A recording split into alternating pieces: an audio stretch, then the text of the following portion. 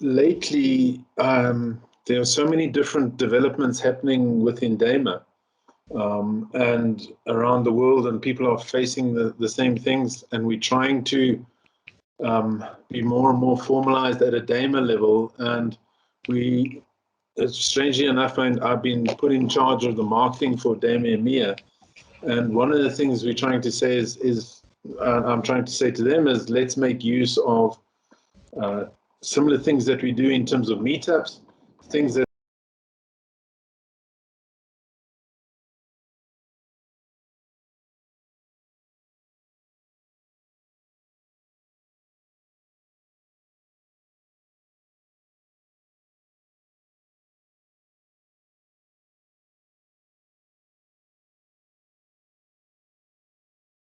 we learned from the Agile approach. Let's see if we can bring them into the DAMA community. And then vice versa, to be able to say, okay, what have we learned, for example, in DAMA SA and all the different areas, and how can we apply it to the organization? So this is the downward discussion. So basically from the South African community down, I will share some of the areas in terms of what's happening in DAMA EMEA if required, but we want to bring it down to the community of practice. So on the 20th of January, DAMA India will be starting their first engagement, and I'll be talking about how we've done it in DAMA South Africa. And then I've also been asked to talk in the data modeling group in Germany about community development. So this is one that's very important to us. We had a course on data governance last week, and we were only going to do 1 hour on change management with Christine, and I think she took most of the day, but that's not entirely true. So so I just I'll show you how that comes into change management. We don't see it as just one aspect, just to the community. You've got to bring all the others in. So we'll link that together. Now, what I'm finding with moving up, for example, to higher up in the level, yes, we're getting lots of community members as we increase towards DAMA International. And then what you start to find is thought leaders tend to dominate the discussions, and it tends to become more of a teaching experience, not so much of a backwards and forwards chatting and building trust and relationships. It's more, these guys have got so much to share with us. People like Scott Taylor's, Steve Hoberman. You know, when you listen to Steve on data modeling, you just want to, the amount of stuff that he shares with us is phenomenal. Now, what I have found is and there's always this discussion of the DMBOK. Why is the DMBOK incomplete? Because what some people are expecting from the DMBOK is that it will tell them how to do everything. And we're saying, no, guys, that cannot be done at a body of knowledge. It's the set of concepts and the set of terms, and it's actually up to communities of practice to establish those how-to formulas. Okay, so that's what we keep saying. We also say to the guys is the fact that you got a CDMP certification does not mean that you are now qualified on how to do every single one of the deliverables that are expressed in the DMBOK. So you need to be cautious about what are you expecting from DAMA International with the DMBOK, and then of course the certification. And as we decrease and get lower down, what we start to find is that the number of practices that we can get from the provincial data management community, and I'm talking about the organizational practice, almost that starting point, that increases because, for example, what we do in Johannesburg and what we do in Cape Town and what we do in South Africa, that's all, for example, papaya. All right, so now we can all apply papaya, and we've got a lovely community project going with Clearstone that we're talking about developing of data models for data privacy reporting, Now we can all use that data because we all reporting to the same regulator. But when you go up to the DAMA international level, the last time I checked, there were about 50 or so different data privacy acts. There's several in the US. The Californian one is one of the big ones. Then you've got Canada. Then you've got GDPR, and now you're getting another one coming from Britain, and so it keeps growing. So and so they can't afford to get very specialized. So what happens is, as we go down, we expecting the community of practice at the different levels to get bigger and bigger in terms of what they describe as best practices. I hope that makes sense. Okay, so what the talk's going to focus on today is the organization culture and change management within the organization to establish this community building within the organization. Okay, so I'll certainly give you references and ideas. For example, I don't know how many of you know Mike 2. Any hands up on people that have worked on Mike 2? They've got, that was an open community set up many years ago, and it was developed initially by Bearing Point and PwC, and it was very much about providing templates, so almost the how-to side of it. Unfortunately, it's very quiet at the moment, and if you go and look at the events on the website, you don't see much happening. But the amazing thing is the structure of the website, what they have, the wikis, the blogs, the communities, all the things that we require in change management. Okay.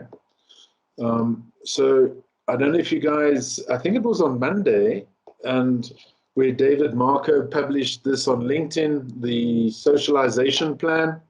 Anybody see that? And so this is what they term, and it's almost part of their change management within data management. These are the socialization vehicles.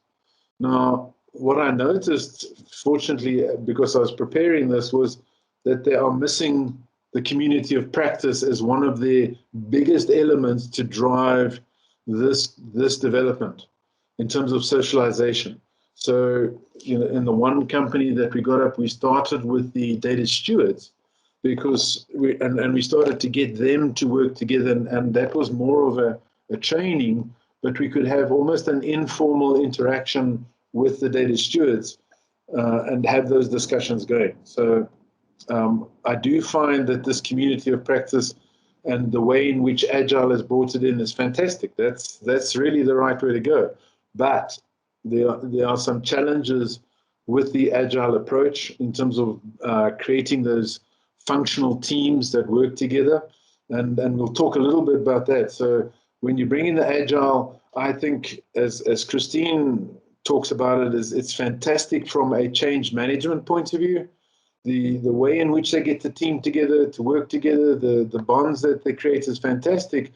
But there are sometimes, well, one of the consequences is the isolation that the individual roles can face within the team. So if you don't bring in the communities of practice, you start having very isolated people within the teams. All right. So let's go through this. Are there any questions in terms of the focus of this discussion? Okay. You guys, if you want to put your hands up, otherwise we'll pick on you and we'll see how you respond. Okay, so one of the things that I really like about the Agile way and what it's teaching us, and it's specifically what they've learned, and I think that what I am finding is lots of different terms for this coming out.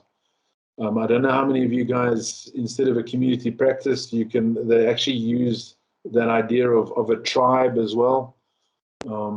So it helps people connect people in organizations that are scaling the Agile delivery. The communities of practice can support people, build capability, reduce the duplication of work, and build better practices. So now, because the teams are much more focused, and for example, the DBA is now sitting in the functional team to deliver home loans, as an example, he's not sitting with other DBAs that can coach him, that he can talk to, that he can lean on. And it's not to say that he doesn't have access, but he needs that other form of interaction, or they need it. So, a mature community will benefit the members, and it's actually quite interesting to see how much you can delegate there, even to a point of hiring, right? So why can't we allow the data governance community of practice to hire the data stewards, to bring them in, to set up their training plans and career paths?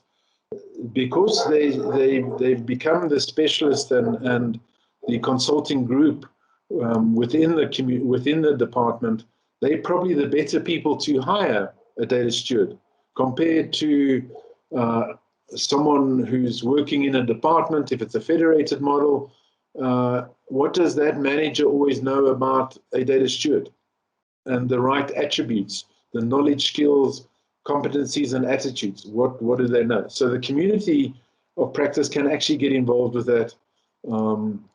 And we'll also express some of the work we're doing from a DMBOK point of view to bring in people assessment, job profiles, and things like that to help with that setup. So I think a community of practice is very good in that way. And then they almost come through the community of practice, and it's not sort of you hired as that area and then you work your way into the community of practice. So the community of practice establishes the culture of that area.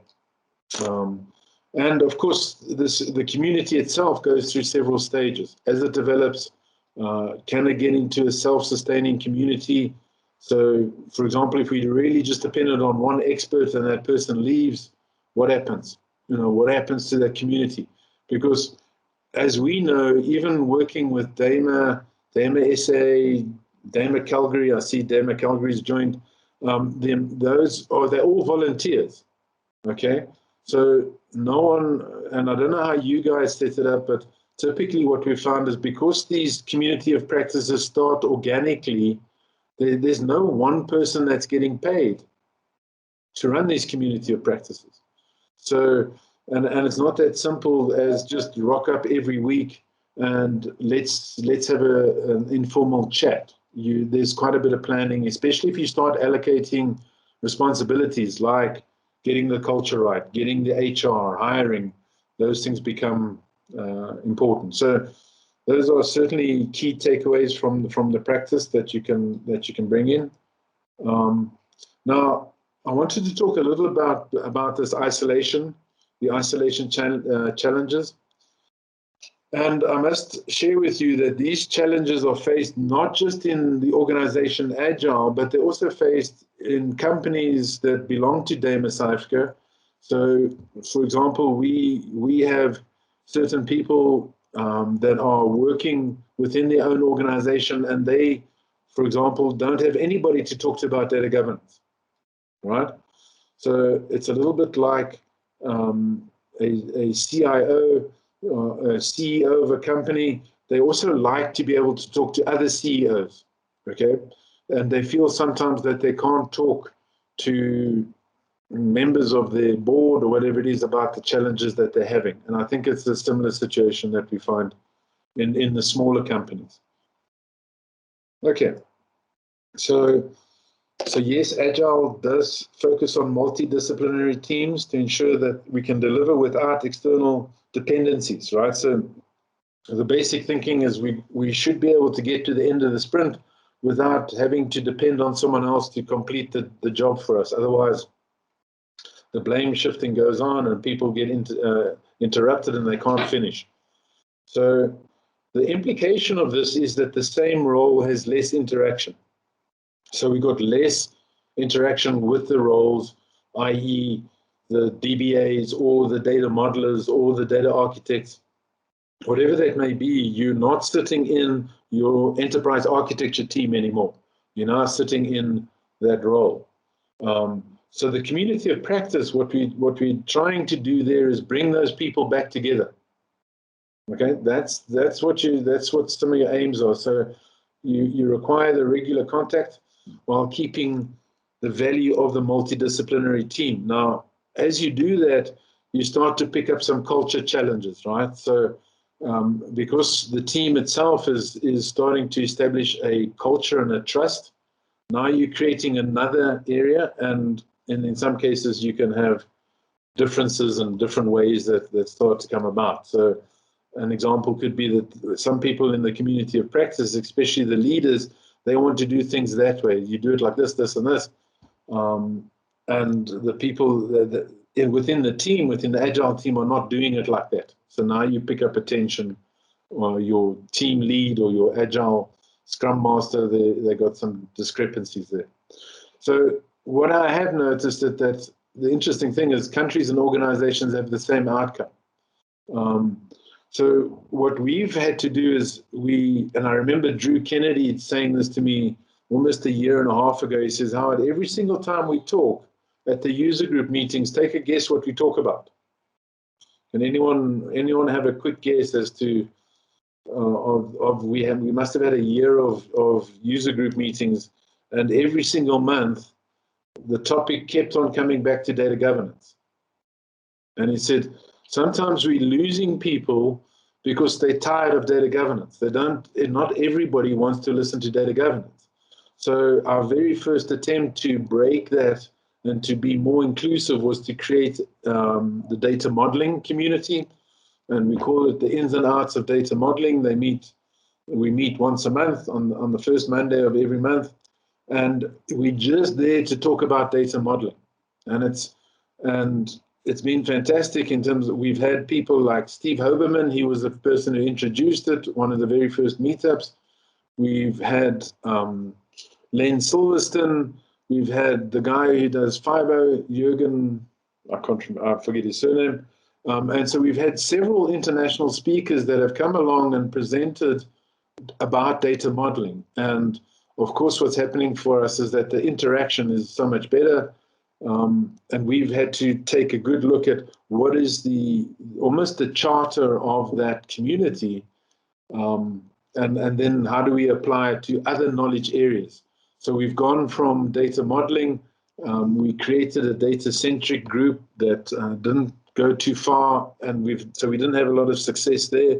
We've now set up data privacy, we've set up big data, and this seems to be working, where we can then establish these different community knowledge areas and not try to deal with everything as data management. Of course, that's not to say that all you talk about is data modeling. We had a very good example on Monday where we actually spoke about data architecture and business architecture and saying, what are the interactions between these teams? Okay. So we went to the knowledge area. We want to bring the people together. And we still connected with the data management understanding. So the root understanding between all of us is fundamentally data management. And for us, because we DAMA SA, of course, we all connected back to the DMBOK. It's not like we'll go on different tangents and bring different areas in. We keep on talking about the areas within the DMBOK and how does that affect us. Okay.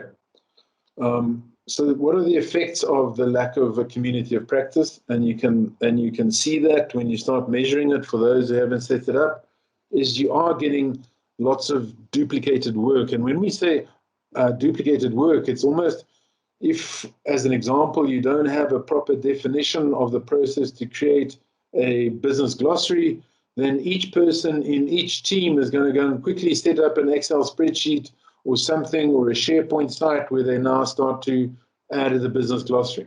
And now we've got lots and lots of different Excel spreadsheets telling us about the terminology of the data or the concepts. Okay, so people are not benefiting from each other's experiences. And I find this to be harder and harder depending on your level of seniority or your level of novice, how low you, not low is not the right, is a good term, but the less you experience, the harder it is for you to be mentored and guided by the experts, the people that have been doing it for many years, because they engaged in teams, and they're running. So you don't often get time to say, "Oh, stop, show me how you do this," and can we do it? Unless you allocate those people onto the team just to learn and understand what's going on.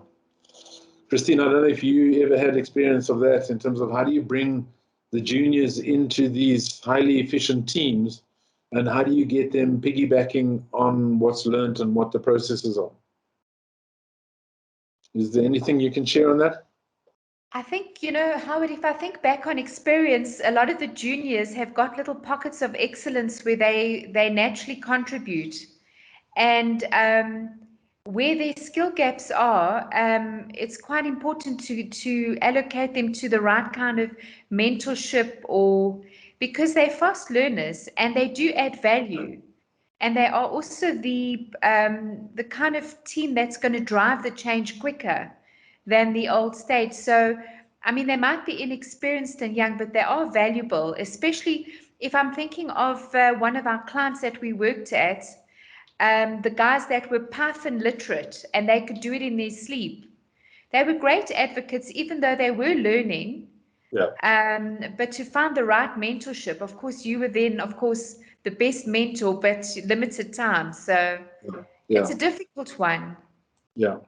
So we had a challenge with Power BI.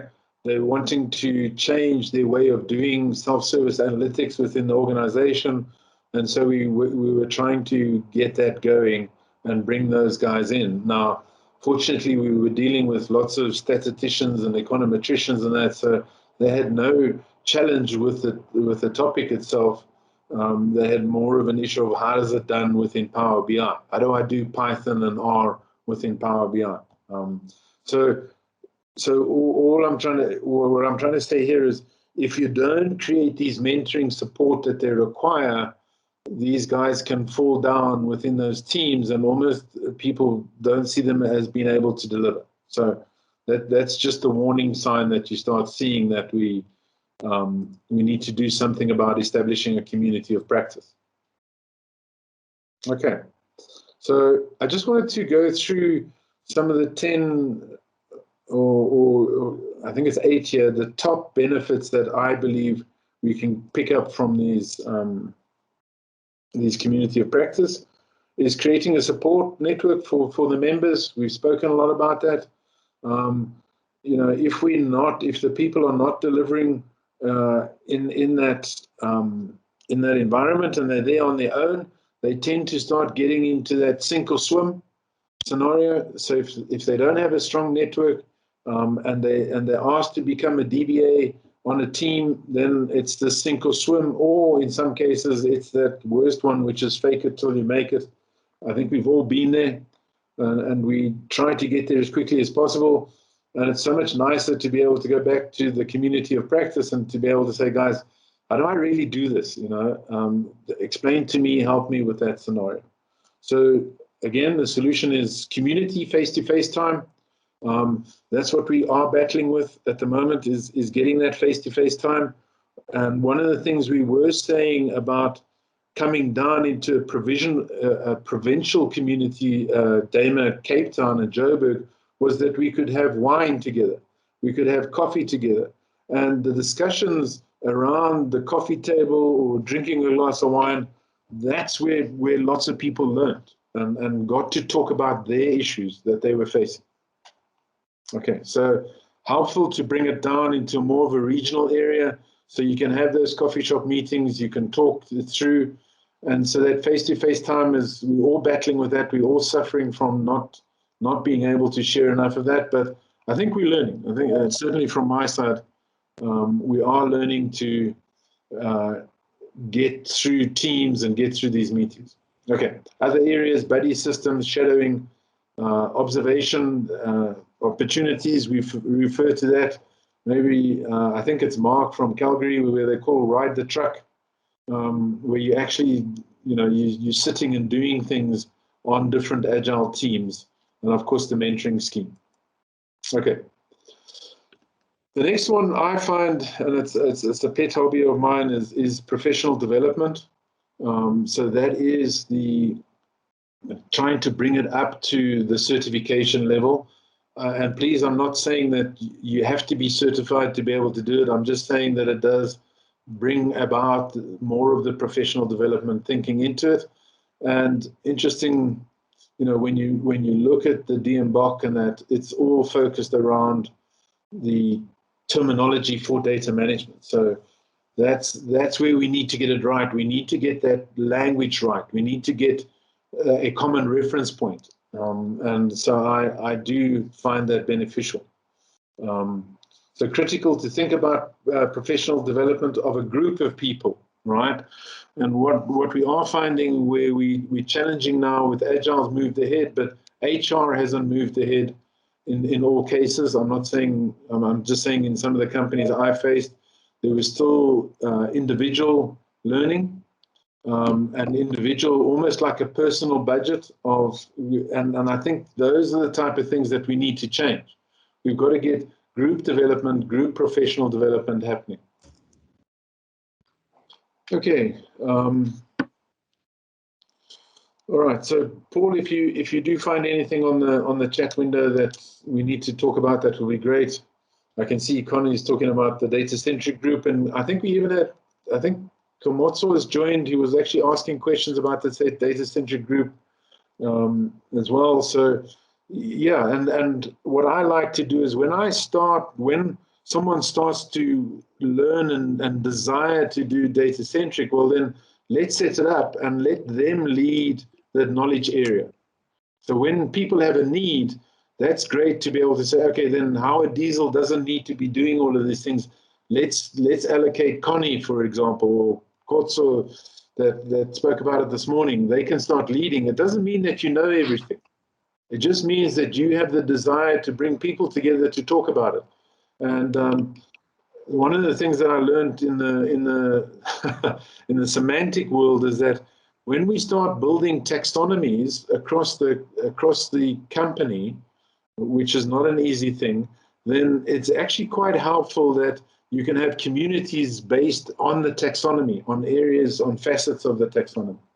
So that's also been quite good, where you can now get language agreement together in a community of practice rather than a formalized structure.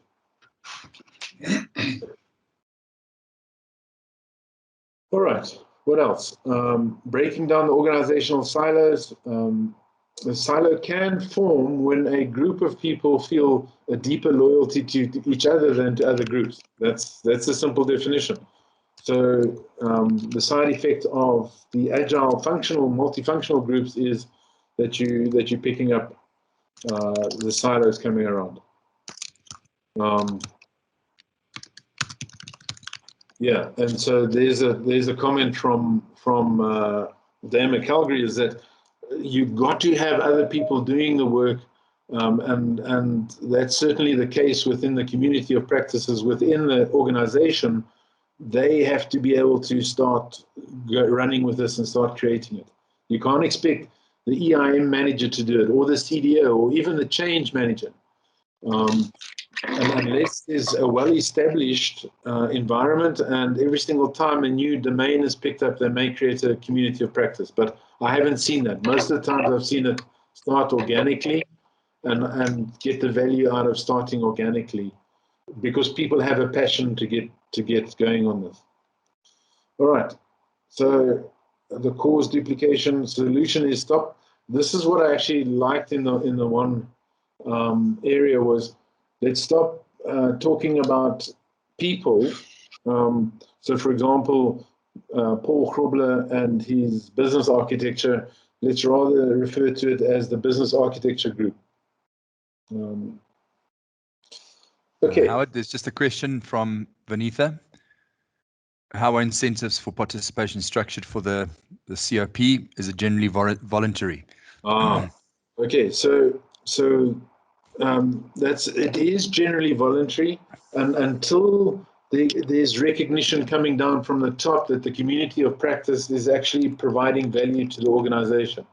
So you have these intermediate phases of going through it until it's, and we'll show you what I've got is almost a maturity model of the community of practice, And right in the beginning, it's all voluntary. You don't have to. You don't have to be there.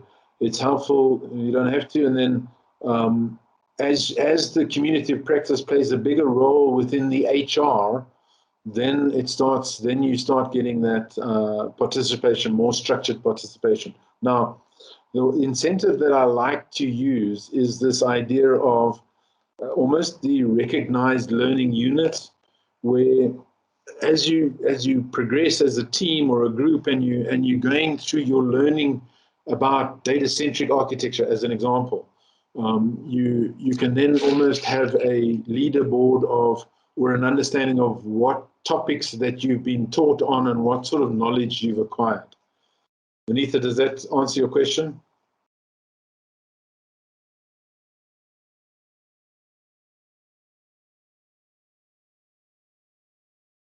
Okay. Any comments from your side, Christine? You're very quiet.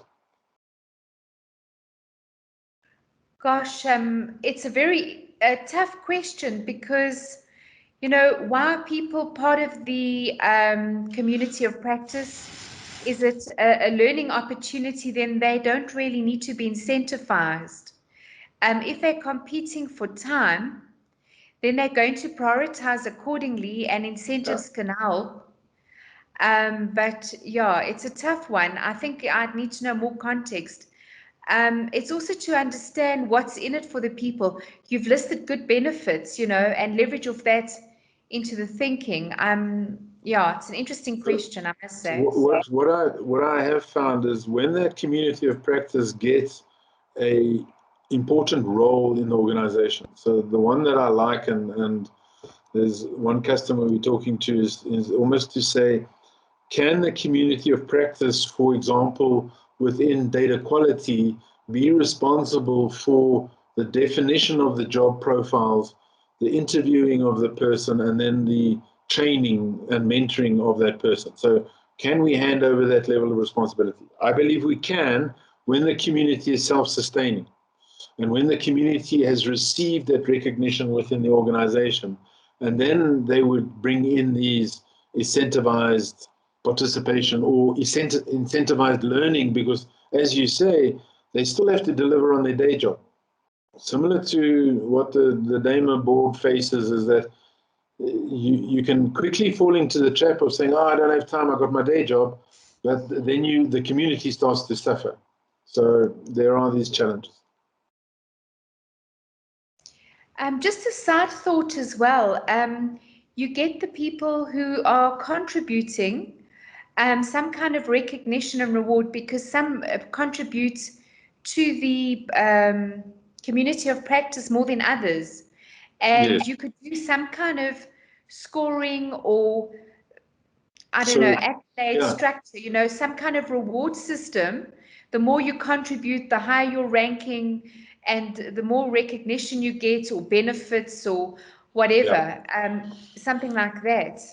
So what we've got going in DAMA is there is this continuous development, and when you get to the 3-year expiry of when you wrote your exam, you have to submit what you've been doing in those 3 years, and part of it's attendance, part of it's presenting at conferences, at user group meetings, and things like that. So you can renew your CDMP with that development definition. So those are some of the things we use in DAMA. You got your hand up, Christine? Yes, just a quick one then to add to what Mark was saying. It would encourage those people to identify areas where they can contribute. Because like he said, the chapter leader has a lot of responsibility. But when people are in areas of expertise, or where they're passionate and they want to do the extra work, it can delegate, and then there's this reward recognition system in place as well, as you've mentioned, like DAMAs. Yeah. Yeah. So the next benefit we have is sharing knowledge and building better practice. And that's certainly what we're seeing when we go into the training. When you train, if you can relate to the people in terms of stories, what happened here, what was the challenge, How did you solve it? How did we go about it? And then one can discuss these things. The learning experience is improved dramatically, and the value that we get or the practice is great. So I think what we're trying to do is, and what I'm suggesting, and certainly we're looking at that with Mike too, was how do we formalize knowledge management? How do we get the tacit knowledge that we are sitting with some of the real top leaders or within that company? How do we get it into explicit? And I believe the community of practice are the ones that can define the right way to do things, and they can constantly give feedback on policies and standards and way in which it's been prescribed. And they are the ones that can uplift and collaborate on the way of work that's required. So I know Christine almost talks about the day in the life or the day of work for a specific role. Surely the community of practice can do these things, and they can manage what that's all about, helping the interns or helping the novices come in and go from feeling completely incompetent or incapable to where they're actively contributing. That's a really bad time for people to get to that point where they're swimming and they can't sink or swim. That's not a comfortable scenario, and we've got to get them as quickly as possible to where they're contributing and they feel effective. So it is the required knowledge management, design patterns. They can produce common resources and templates. That always amazes me how few we have of that to be able to do this stuff. Certainly within data management, maybe different on other areas. I think the development has a lot more. Their pattern, their use of patterns, the gang of four, those guys who set up the patterns in terms of object-oriented development, they did a fantastic job to bring these to the people. Okay, I've shared a lot about this in terms of hiring and building the capability, making sure that we establish the knowledge, skills, competencies, and attitude. That's the best place to get that right for the area. How do we start out? How do we get going? And I'm certainly seeing this one come through is where we have a need. So we need to start doing data governance. We need to start doing that. So now we start with that.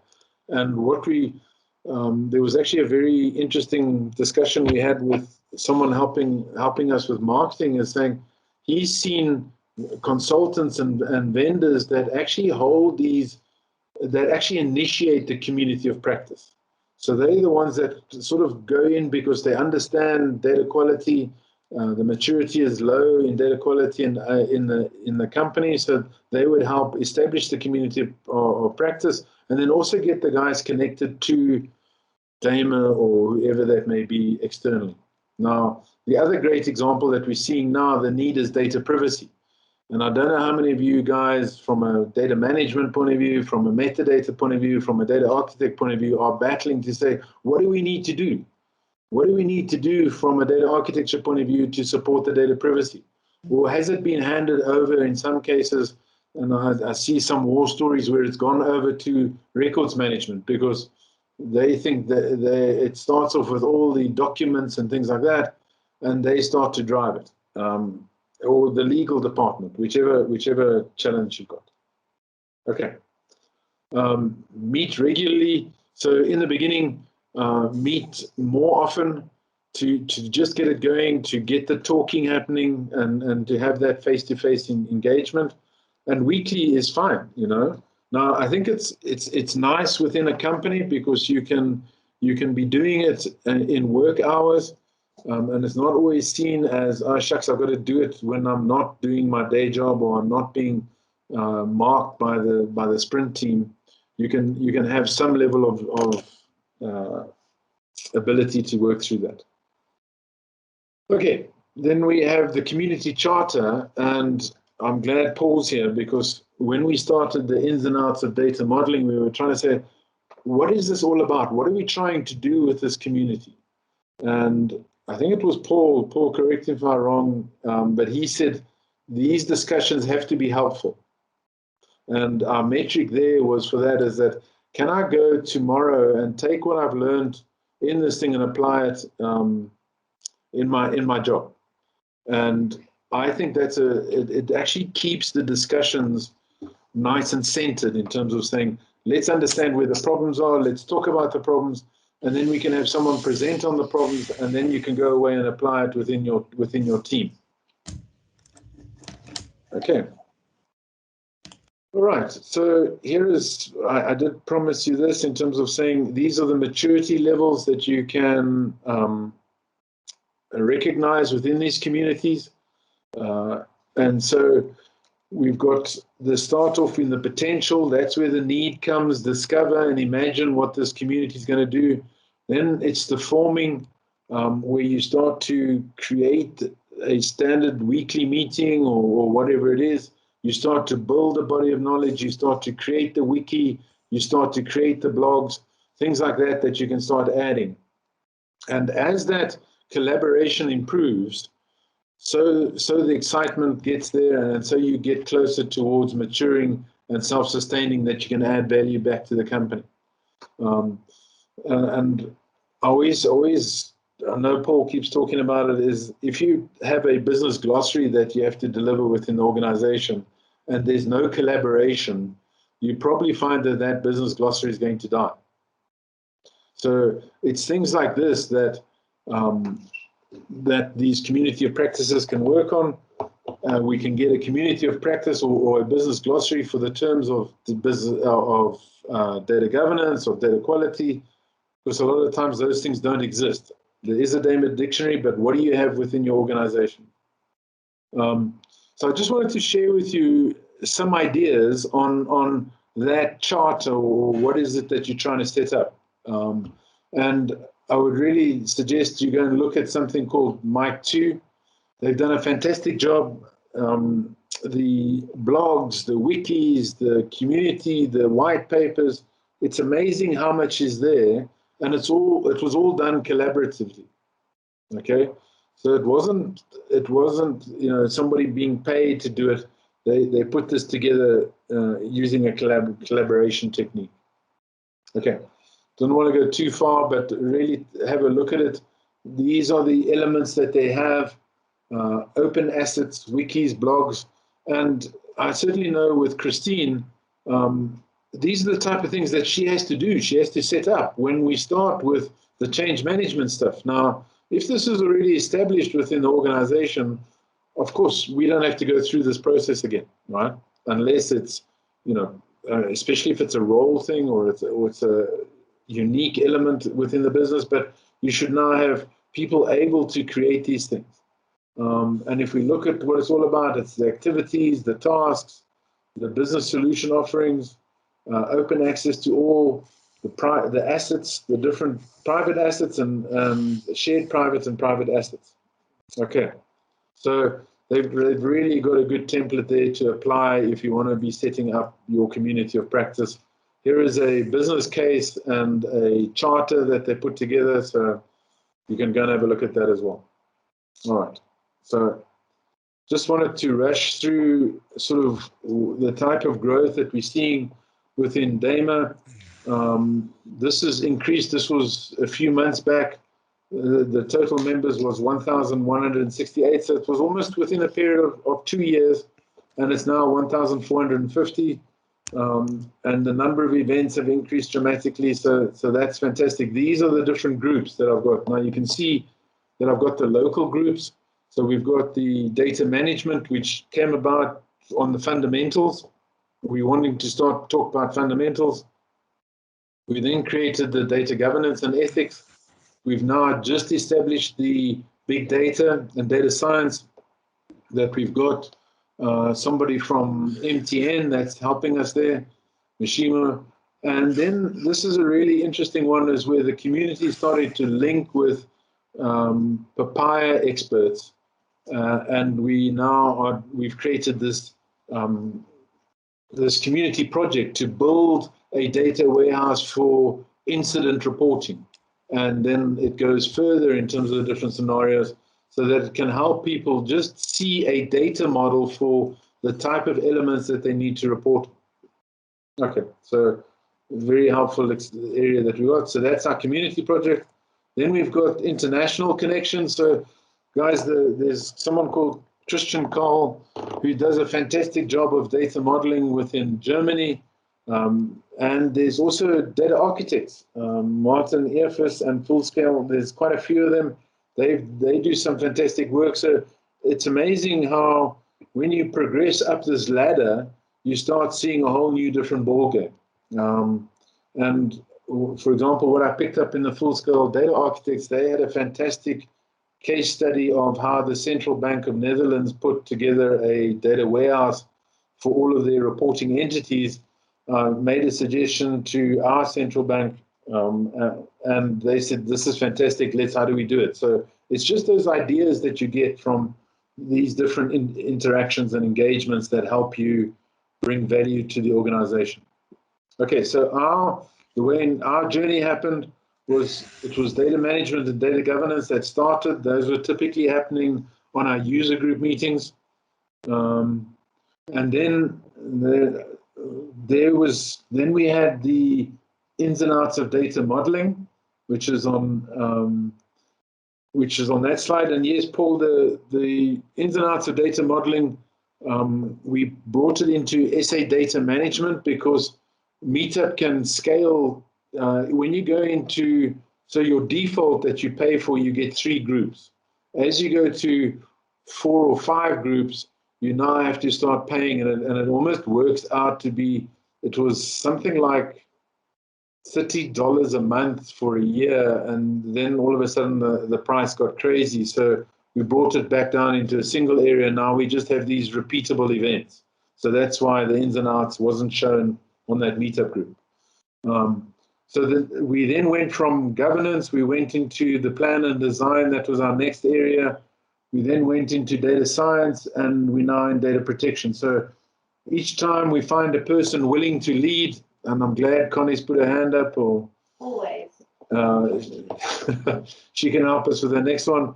Challenges facing the country, that's great. And then related to training. So we also find it very helpful that when we have training that people are wanting to talk about and understand, certification, that helps you establish the group.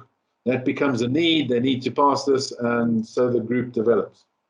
So as DAMA, we've been very fortunate. We've had a guy called Craig Stewart that's been holding these CDMP discussions, and those are helpful in terms of encouraging people on the data professional side. So why do we need to be data professionals? And that enables that quite a bit.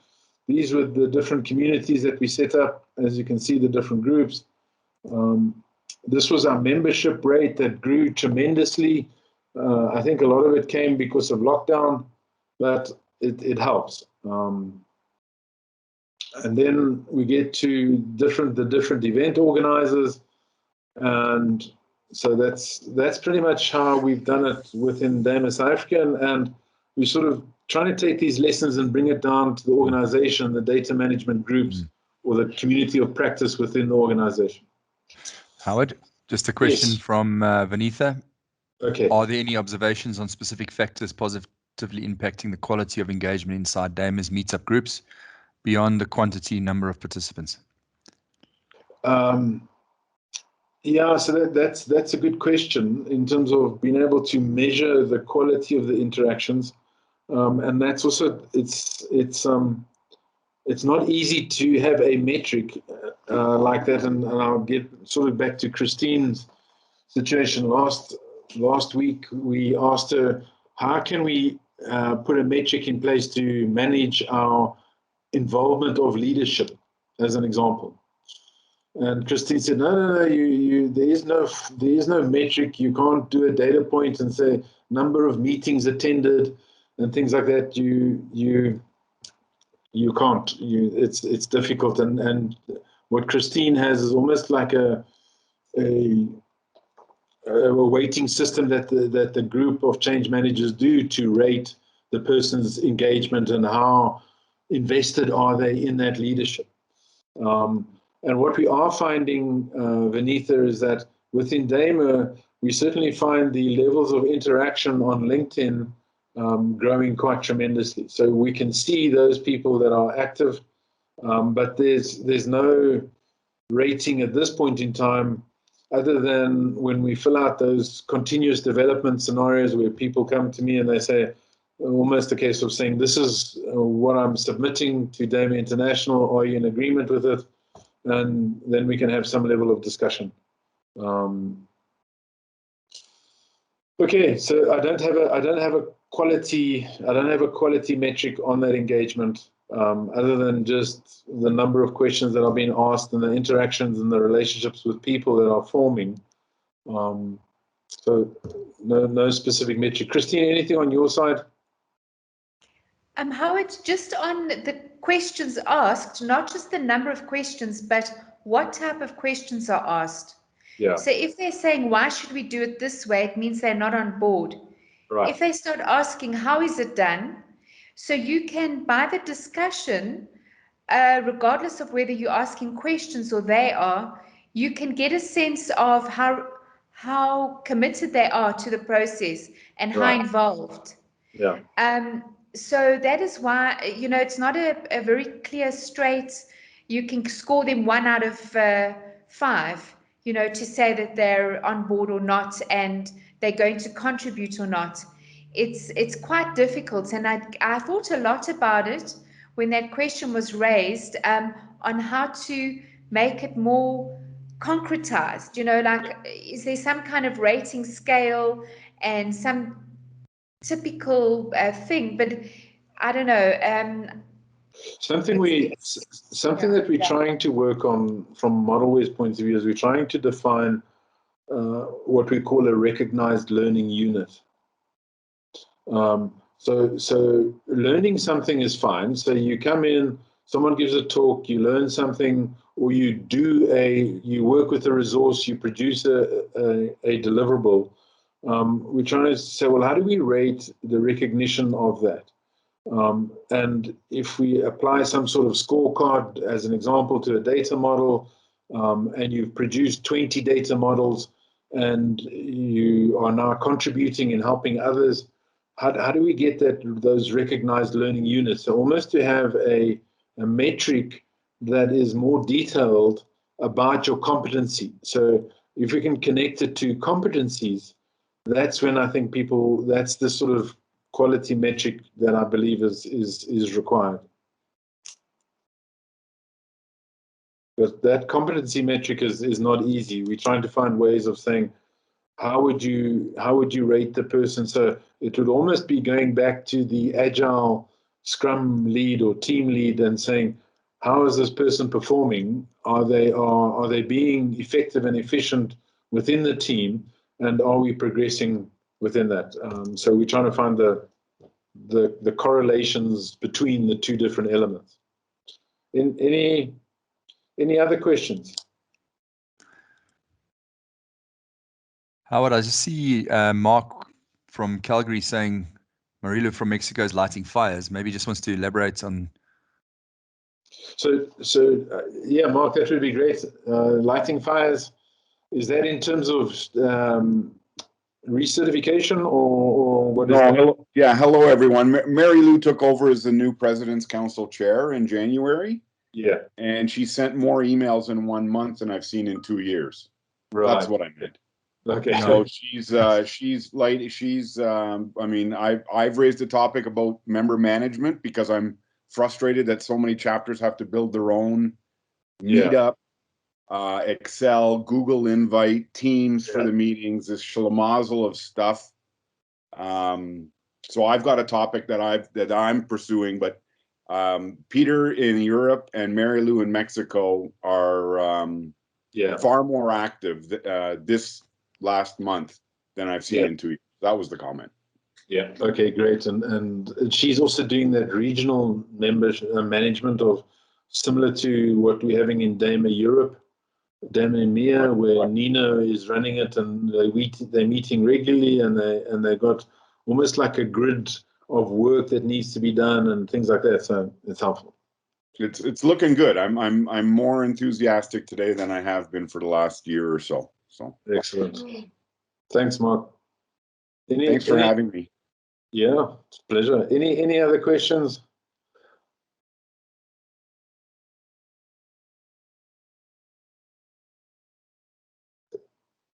Yes, Mzu. So Howard, within organization, you'll find that there are various forums that are looking into tackling various data management topics. For example, you'll find that there is a BI forum, there is a a developers forum, and they are called in different names. But however, when you look into them, they are communities of practice on their own. Now, introducing another term, looking at doing the same thing, how do you come to resolve that? Yeah, you're right. I mean, if you've gone about setting up forums that are there from and I think we always have to ask the question: are those forums there from a socialization point of view, or are those forums there to create deliverables or have meetings that resolve issues?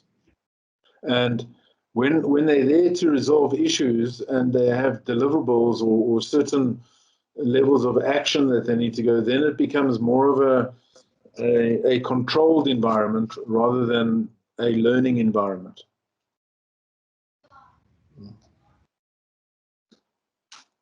Okay. So how many times in those forums do we say, well, who's going to help Joe out because he's battling with running Python in Power BI, as an example? Does that happen?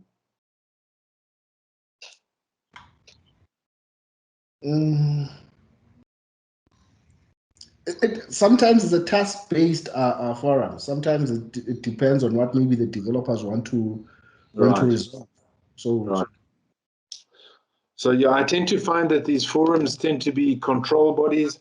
So for example, thou shalt not use click when we Power BI and that type of thing. But I'm just guessing. It depends on how you set it up. So you are right. If there's something already doing something like that, well then you don't need to change it. You just need to ensure that people are learning and people are developing the networks and the engagement. So you almost need, it would be helpful to have some form of change manager go on there and say, are we getting enough socialization out of this forum that improves the change and the culture change that we're looking for?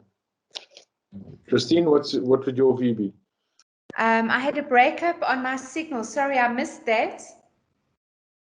Okay, so what Mzu raised was that they have quite a few forums that have come about. For example, a BI forum, and his question was, if we're developing within these areas, almost on the line of the knowledge area, would it be wise to create another thing called the community of practice? So what I was saying was really just about, it depends on is the forum establishing the networks, the trust, the learning, experiencing, the mentoring, the type of things that I mentioned in terms of the benefits.